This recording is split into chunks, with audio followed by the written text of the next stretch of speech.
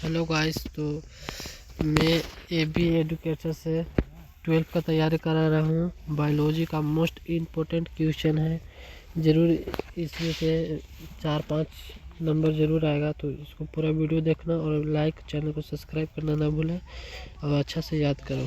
तो सबसे पहले मैं बिना देर किए हुए अपना पहला क्वेश्चन की ओर जा रहा हूँ। तो मेंडल ने किसके सिद्धांत का प्रतिपादन नहीं किया था? मेंडल ने किसके सिद्धांत का प्रतिपादन नहीं किया था? इसका राइट आंसर होगा सहलनता का नियम। पहला इसका राइट आंसर हो जाएगा सहलनता का नियम। निम्नलिखित में से कौन सा कथन सत्य है? निम्नलिखित में से कौन सा कथन सत्य है? पौधे, जंतु और सूक्ष्म जीवों में आपस में पारिभाषिक संबंध होते हैं। इसका डी आंसर राइट हो जाएगा, इसको याद कर लेना। पौधे, जंतु और सूक्ष्म जीवों के मध्य प्रास्ताविक संबंध होता है। इसका राइट होगा उपयुक्त सभी होगा, डी आंसर। स्पर्धा प्रभाव डालती है, स्पर्धा प्रभाव डालती है, स्पर्धा प्रभाव डालती है इनमें से सभी। आबादी घनत्व पर, उत्पादन क्षमता पर, समुदाय विकास पर। खरपतवार वाले पौधे के फसल वाले पौधे को स्पर्धा कहते हैं।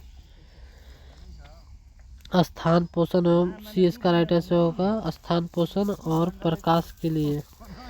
मूल परिवेश सूक्ष्म प्रजातीय वस्तु को कहते हैं। मूल परिवेश सूक्ष्म धातु वस्तु को कहते हैं। इसका बी होता है सहोपकारिता। इसका बी आंसर राइट। एक चरगाह में मेढक होता है, एक चरगाह में मेढक होता है। इसका डी आंसर राइट होगा, ए और बी दोनों। स्पर्कों का शिकार और कीटों का शिकार।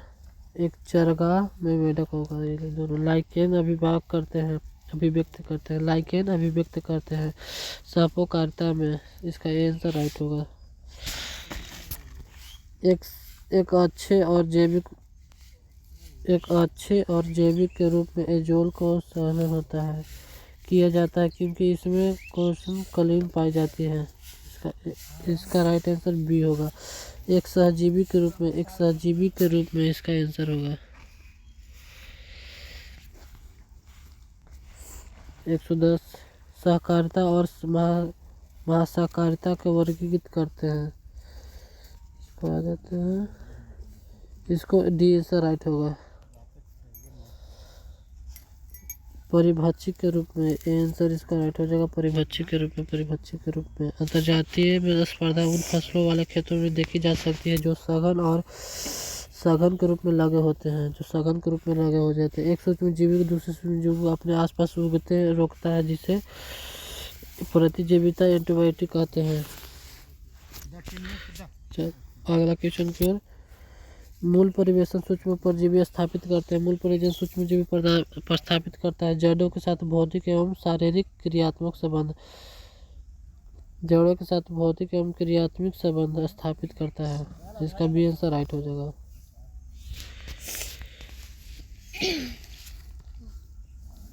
उत्कृष्टीय वर्षा वनों में प्रकाश के लिए स्पर्धा होता है, उत्पन्न करता है। तो इसका राइट आंसर हो जाएगा आपका डी आंसर राइट हो जाएगा। भिन्न स्तर वाले वृक्षों में जो ऊपर, मध्य और नीचे के स्तर वाले बनाते हैं। इसका डी आंसर राइट हो जाएगा। निम्नलिखित में से स्पर्धा वाला है ऋणात्मक परिपेक्ष। इसका बी आंसर राइट हो जाएगा। मेघवन वनों में जरायुज का परिणाम होता है। इसका इस डी आंसर राइट हो जाएगा। इनमें से कोई नहीं होगा। मेघवनों में जरायुज का परिणाम, इनमें से कोई नहीं। सहोपकारिता का एक है अल्पकारी परजीवी संबंधित है। सहोपकारिता एक है विकल्पकारी संबंध भी। इसका राइट हो जाएगा विकल्पकारी संबंध। गांठ वाली जड़ों में राइबोसोम एनुमिनेशन होता है। चना और मटर सब सभी में होगा। इसका आंसर चना और मटर ही होगा, ये आंसर राइट होगा। गांठ वाली जड़ों में राइबोसोनियम एलुमिनोसिस पाए जाते हैं चना और मटर में। इसका आंसर ही होगा म्यूटोफोरस है। मीटो इसका फोरस, इसका सी आंसर राइट होगा। श्वसन अंग है म्यूटोफोरस है, श्वसन अंग है। सबसे छोटा और आकृष्ट होता है, वर्फीला होता है, वर्फीला इसका सबसे छोटा होता है, इसका आंसर राइट याद रखो। तो अगला क्वेश्चन पर हम लोग जा रहे हैं।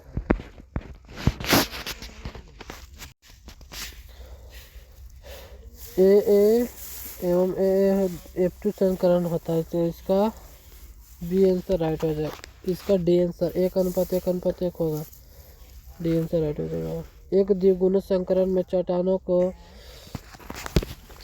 को फिनोटाइप 9:3:3:1 के अनुपात किस क्रिया के कारण होता है, किस क्रिया के कारण होता है? तो तुलनात्मक लक्षणों के जीन के स्राव अपवहन के कारण, इसका बी आंसर राइट हो जाएगा।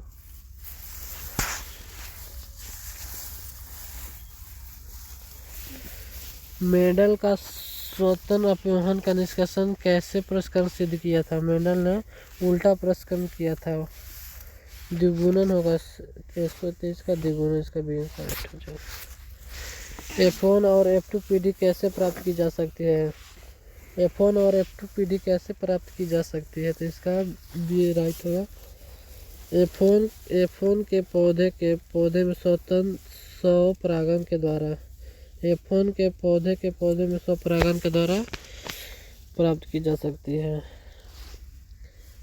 ABV जीन अर्थात जीनोटाइप स्वपरागण फलस्वरूप के पौधे में दृष्ट परागण होता है, जीनोटाइप होता है, तो इसका सी आंसर राइट होगा। 1:1:2:1:2:4। परिभाषित शब्द के रूप में जीनोटाइप का प्रथम उपयोग किस वैज्ञानिक ने दिया था? Johnson B answer. इनमें से कौन सा लक्षण लिंग संगनता का है? हीमोफीलिया। इनमें से कौन सा हीमोफीलिया? एक वर्धता नारी सामान्य पुरुष से विवाह करती है तो उसके बच्चे होंगे वंध्यता के पुत्र एवं वाह की पुत्रियां। इसका ए आंसर राइट हो जाएगा। मानव स्थान पर नर होती है, इसका डी आंसर राइट होगा। बच्चे के जीन XY होते हैं। इनमें से कौन सा लक्षण लिंग समानता पर नहीं है? सिकल एनोफिलिया, इसका आंसर राइट हो जाएगा। अगला क्वेश्चन की ओर हम लोग आते हुए, वीडियो को लाइक करना ना भूलें। मानव में नर बच्चे के लिए वायु गुणसूत्र कितना होता है? मानव में नर बच्चे के लिए वायु गुणसूत्र होते हैं, एक होते हैं।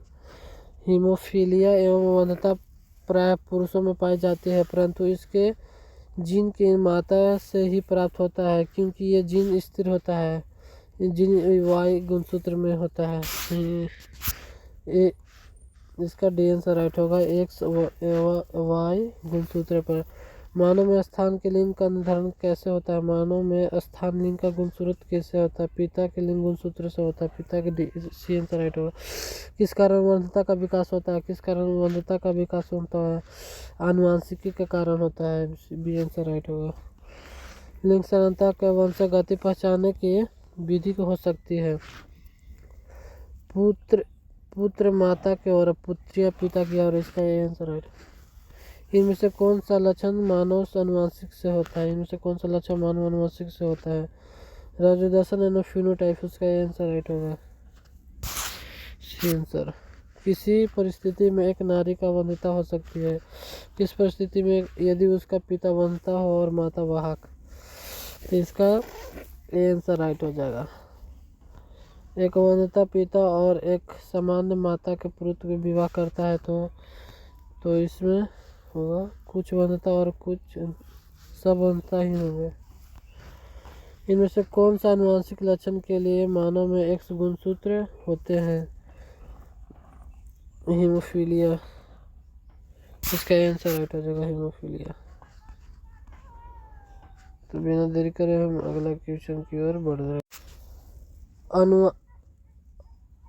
आनुवांशिकी के अनुसार कौन सा रोग हीमोफीलिया जैसा होता है? वंध्यता होता है, इसका सी आंसर राइट हो जाएगा। लिंग संलग्न होते हैं, अधिकांश लिंग संलग्न होते हैं, इसका होगा बी आंसर राइट हो जाएगा। अधिकांश सुप्त। मानव में अधिकांश लिंग समानता लक्षण जीन्स से होते हैं, एक्स गुणसूत्र होते हैं। सेंसराइट इनमें से कौन सा मानव एक प्रबल आनुवंशिक लक्षण है? इसका डी आंसर राइट होगा RH+। इसको देखते ही टिक मार देना है। लिंग सहलंग गुणसूत्र वंशागति होते हैं, दोनों में होते हैं।